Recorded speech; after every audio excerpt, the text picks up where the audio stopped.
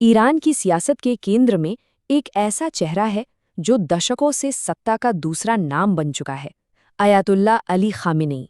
तो चलिए आज उनके सफ़र और उनके प्रभाव को थोड़ा और करीब से समझने की कोशिश करते हैं। जब भी हम ईरान के बारे में सोचते हैं तो कई नेताओं के चेहरे जहन में आते हैं, लेकिन सवाल ये है कि असली ताकत किसके पास है।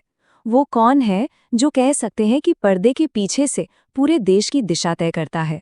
और इस सवाल का एक ही जवाब है, सैयद अली हुसैनी खामेनी। सोचिए, पिछले 30 सालों से भी ज्यादा वक्त से वो ईरान के सुप्रीम लीडर हैं। ये वो पद है जहां से देश का हर बड़ा, हर छोटा फैसला होकर गुजरता है। लेकिन सुप्रीम लीडर होने का मतलब क्या है? क्या ये सिर्फ एक टाइटल है? नहीं, बिल्कुल नहीं। ये असल में असीमित शक्ति का एक केंद्र है। चलिए समझते हैं कि इस पद में असल में कितनी ताकत है। देखिए, ये कोई रस्मी पद नहीं है। ये ईरान का सबसे शक्तिशाली पद है। मतलब चाहे वो सेना हो, न्यायपालिका हो, सरकारी मीडिया हो या फिर विदेश नीति, हर जरूरी मामले में आखिरी फैसला उन्हीं का होता है।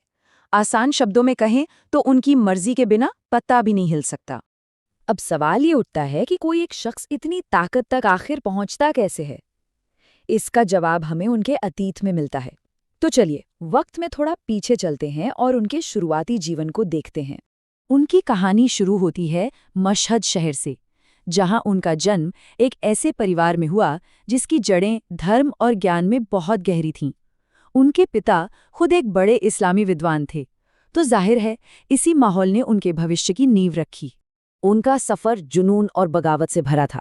1939 में जन्म के बाद 60s और 70s का दशक वो दौर था जब वो शाह के शासन के खिलाफ एक मुखर आवाज़ बन गए। इसकी उन्हें कीमत भी चुकानी पड़ी, कई बार जेल भी गए। और फिर आया वो ऐतिहासिक साल 1979 जब ईरानी क्रांति ने सब कुछ बदल कर रख दिया। लेकिन उस क्रांति के दौर में उनका रोल सिर्फ एक प्रदर्शनकारी का नहीं था। नहीं, उससे कहीं ज्यादा बड़ा और अहम था। वो सिर्फ क्रांति के एक समर्थक नहीं थे, वो तो क्रांति के केंद्र में थे। वो उस क्रांति के सबसे बड़े चेहरे अयातुल्ला रूहुल्लाह खुमैनी के सबसे करीबी और भरोसेमंद लोगों में से एक बन चुके थे।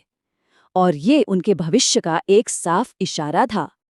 और जैसे ही क्रांति सफल हुई, नई सरकार में उनका कद बहुत तेजी से बढ़ने लगा। यहीं से उनके सत्ता के शिखर तक पहुंचने की कहानी शुरू होती है। तो देखिए, सत्ता के शिखर तक का उनका सफर 3 बड़े पड़ावों से होकर गुजरा। पहले खुमैनी के सबसे भरोसेमंद साथी, फिर 1981 से 1989 तक ईरान के राष्ट्रपति, और आखिर में 1989 में खुमैनी के निधन के बाद उन्होंने देश की सबसे बड़ी जिम्मेदारी यानी सुप्रीम लीडर का पद संभाला। अब आता है साल 1981। ये वो साल था जब वो राष्ट्रपति बने ही थे, और इसी साल एक ऐसी घटना हुई जिसने उन पर एक गहरी और कभी ना मिटने वाली छाप छोड़ दी। ये एक सीधा जानलेवा हमला था। वो एक भाषण दे रहे थे जब एक बम धमाके ने सब कुछ बदल दिया। वो इस हमले में किसी तरह बच तो गए, लेकिन उनका दाहिना हाथ हमेशा के लिए जख्मी हो गया। ये सिर्फ एक शारीरिक चोट नहीं थी, ये उनके जीवन का एक ऐसा मोड़ था जिसने उन्हें शायद और भी मजबूत बना दिया।